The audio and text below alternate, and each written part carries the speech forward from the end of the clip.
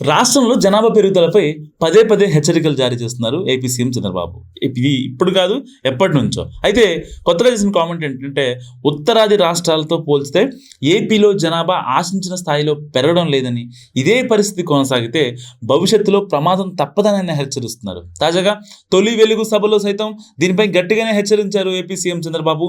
ఉత్తరప్రదేశ్, బీహార్ మాదిరిగా ఏపీలో సైతం జనాభా పెరగాల్సిందేనని తేల్చి చెప్పారు. దీనికోసం గట్టిగానే కృషి చేస్తామని అన్నారు.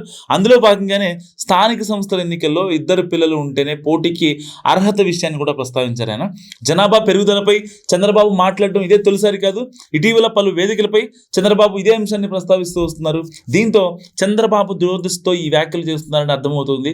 గతంలో 2 వద్దు 1 ముద్దు అన్న నినాదంతో జనాభా నియంత్రణ సాగింది.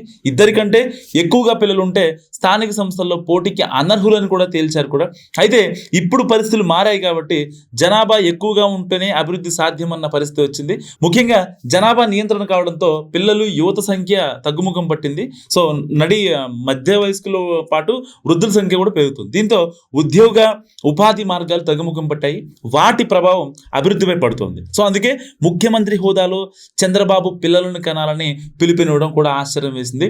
అయితే జనాభా పెరుగుదలతో అభివృద్ధి ముడిపడి ఉన్నందున సీఎం హోదాలో ఆయన ఈ వ్యాఖ్యలు తరచూ చేస్తున్నారు.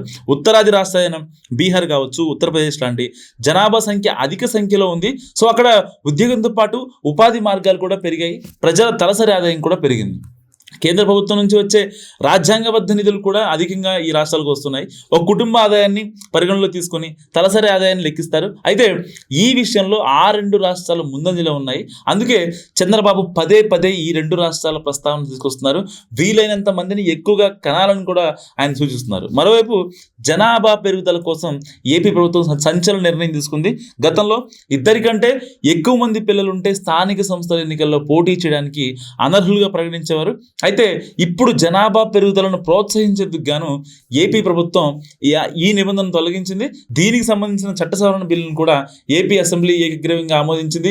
కుటుంబ నియంత్రణ చర్యల్లో భాగంగా 1994లో ఈ నిబంధన తీసుకొచ్చారు. అయితే ఈ సంతానోత్పత్తి రేటు తగ్గడం, ఇంకా వృద్ధుల సంఖ్య పెరగడం వంటి కారణాల వల్ల ఏపీ ప్రభుత్వం ఈ సంచలన నిర్ణయం తీసుకుంది. 2001లో ఏపీలో సంతానోత్పత్తి సామర్థ్యం రేటు 2.6% ఉంది. ప్రస్తుతం అది 1.5% పడిపోయింది. అందుకే చంద్రబాబు పదే పదే ఈ హెచ్చరికలు జారీ చేస్తున్నారు. ఏపీలో జనాభా పెరుగుదలకు అవసరమైన అన్ని చర్యలు, ప్రోత్సాహకాలు కూడా ఇస్తామని కూడా ఏపీ సర్కార్ చెప్తుంది. సో చంద్రబాబు చేసిన ఈ వ్యాఖ్యల గురించి మీరు ఏమనుకుంటున్నారో కామెంట్ రూపంలో చెప్పండి.